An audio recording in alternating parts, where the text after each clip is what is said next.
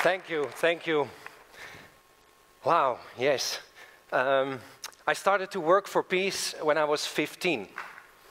And yeah, my father, who is 93 right now, he was related to the former resistance, and he was, after the war, organizing the 5th of May Liberation Day festivities. And one day he came to me and he showed the program, and he said, he asked my opinion, and I said, Daddy, it's crap. It's nice for kids, it's nice for grannies, but there's nothing for the youth. And then he said, what do you want? I said, now, a pop concert to fight racism. And he said, as a real Dutch guy, he said, what will it cost? And I said, now maybe, I had no idea. I said, maybe 100 guilders, it's like 50 euros. And he said, yes, okay, go for it. So I jumped on my bike, I searched for a venue, and I found it, and I found a stage, and I asked artists to perform for free, and I asked my school to print the leaflets, and I asked my brothers, my older brother, he's a lawyer, I said, you do the contracts, and the other brother, he is a bodybuilder, I said, you do the security. And then the milkman, he brought the drinks, and that was the first Liberation Pop Festival. And each year it grew bigger and bigger and bigger, and now it is with 150,000 people in my hometown Haarlem. And after several years, the Dutch Queen and the 5th of May committee, they asked me if I could set this up all over the country. So I started to work in around 14 cities, and I asked artists to write songs about human rights, and I asked the army to fly them around. And now everybody knows this project, and it's with 1 million visitors. It's the largest thematic youth project in the whole of Europe, thanks to thousands of people who are each year as a volunteer working for this project, and also thanks to my father, who had the guts to trust a young boy. I never organized a concert before. So let's give him a big hand, okay? Can we do that? Yeah, right.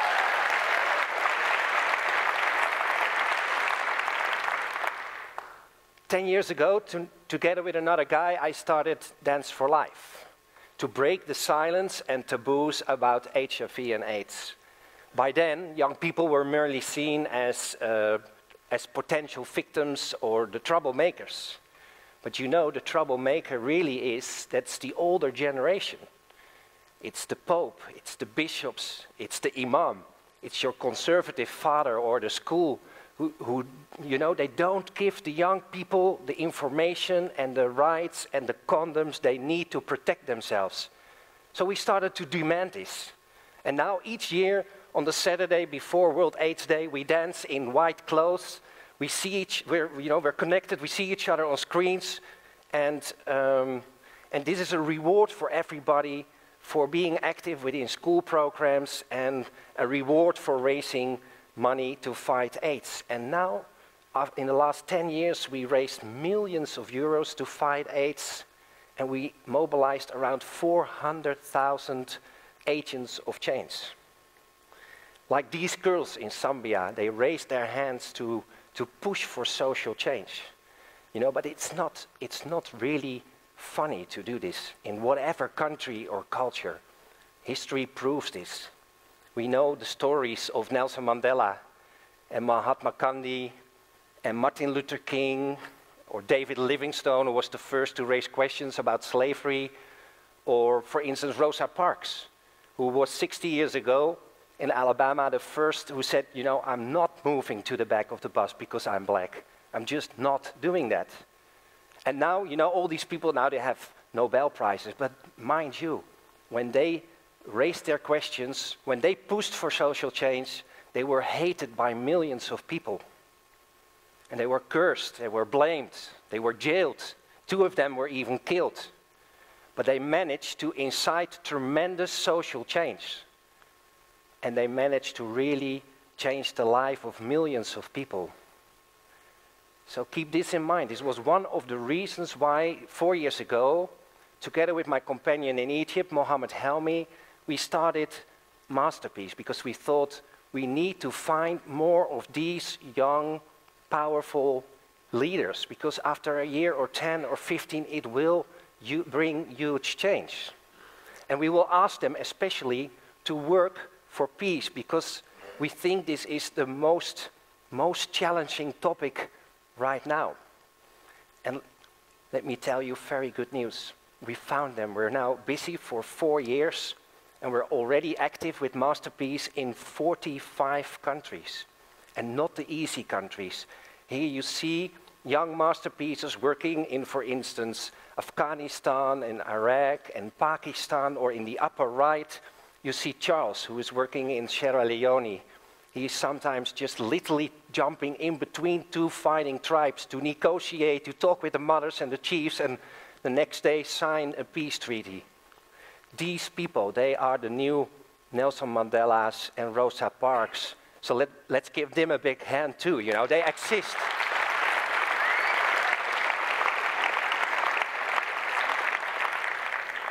They exist, and we really need them to work for peace, because just like look at your newspaper today, it's about Ukraine, it's about Syria, it's about the Central African Republic, or it's about what happened 20 years ago. Here you see Stromae, one of his hits is Papa Ute, it means Daddy, where are you?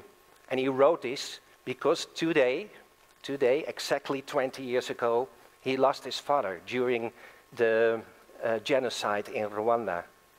And I'm telling you this because actually every day there are millions of reasons to start working for peace. And that's why we're recruiting new talents, new heroes. And one of the ways we do this is by asking artists to support us. They have a tremendous transformative power.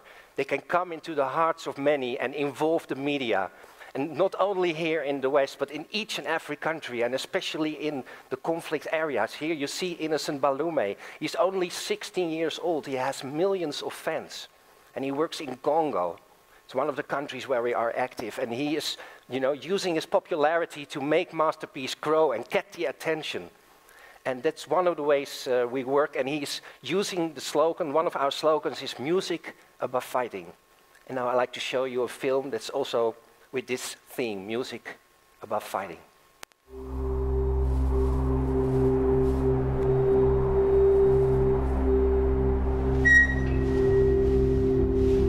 تقدرش نعيش معاهم ولا هن بيقدرش يعيشوا معنا كمان.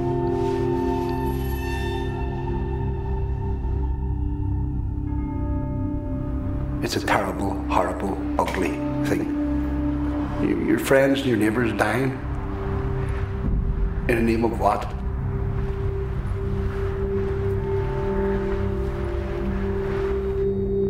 Border ਨਫ਼ਰਤ ਨਾਲ ਬਣ ਗਿਆ ਹੈ।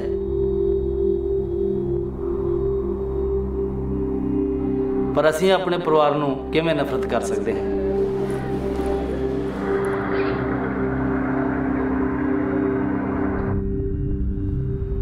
We need to knock the walls down in our heads before we knock the physical walls down. Because it will eventually destroy you as a human being. Mentally, physically destroy you.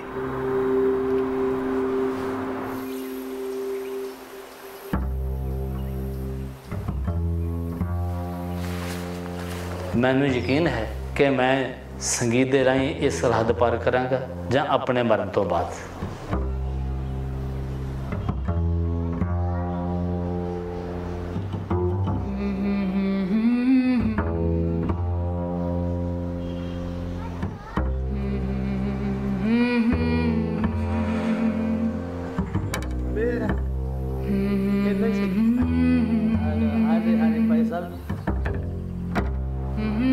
Suddenly you realise you've got an instrument that you can strike back with. Not to get even, but to get equal. Yeah, imagine there's no countries and no religion too. Imagine all the people living life in peace. You met sad and a dreamer, but I'm not the only one.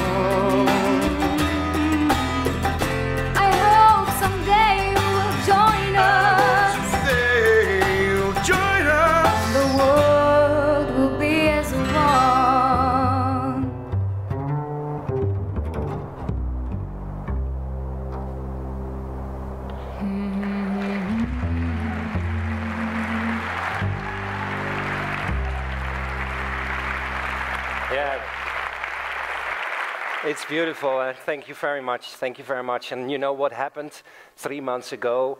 Suddenly the United Nations, they called Mohammed and me and they asked us to come to New York and receive this certificate of recognition. And they say this is, you know, the most innovative peace building initiative right now. And I think this is a wonderful compliment for all those peace builders all over the world. Yeah, absolutely. Thank you.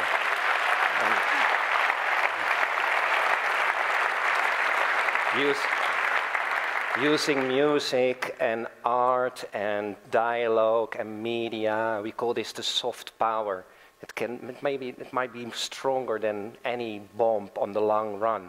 And all right, so that's also a thanks to our partners, but hopefully it's especially an invitation to you, because all of you, you have a gift, you have something, you have a talent. And my question to you is, go to the website and just donate your talent. Our first question is not about money, but just, you know, what's your talent and can you help us to make this movement grow further? And on the 21st of September, the International Day of Peace, you will get in return a free invitation for one of our concerts, because all over the world, this coming 21st of September, we organize around 40 peace concerts, also here in the Netherlands, where the Metropole Orchestra will perform together with the top artists from all the conflict areas. That's happening here, and you can be there. And one of the artists is Karsu. I'd like to introduce you to Karsu. And she will perform in Istanbul. It's also one of the places where we have a masterpiece concert. Karsu is one of our ambassadors. She is the #1 European artist with Turkish roots. And Karsu made a wonderful song for Masterpiece, and it's called Raise Our Hands. Okay, enjoy.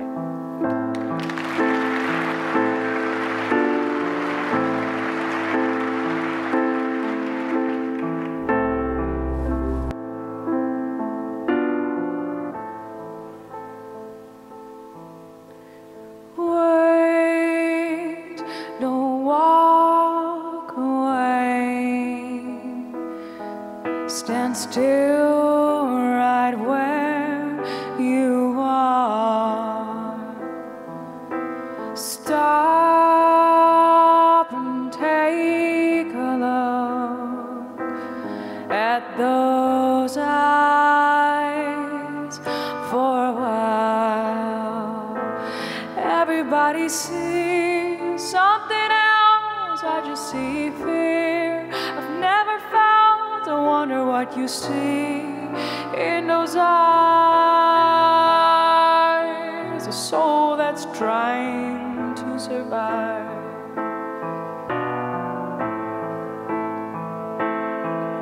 I know that life can be unfair, and there's some men who don't seem to care.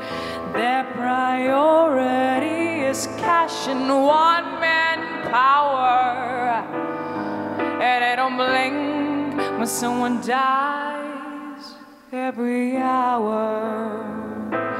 All the people scream for their rights, little bit of hope in their eyes. They need someone from the top to stand. And if they don't, we'll raise our hands. Let's raise our hands for the people in those lands. Let's show them our thoughts and prayers are with them. Let's fist our hands against those men, a sign to stop and come back to their sense. Freedom is rare, life is unfair. Wait or just run. Someday you'll see the sun.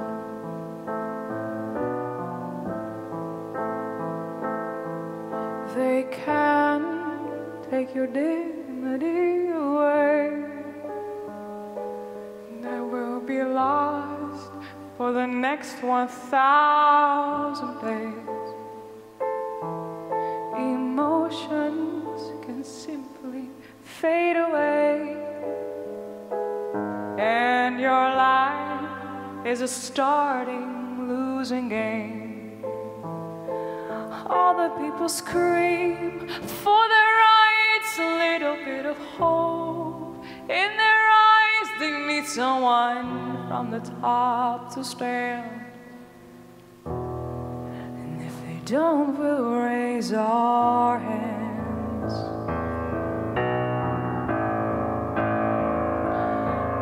We'll raise our hands.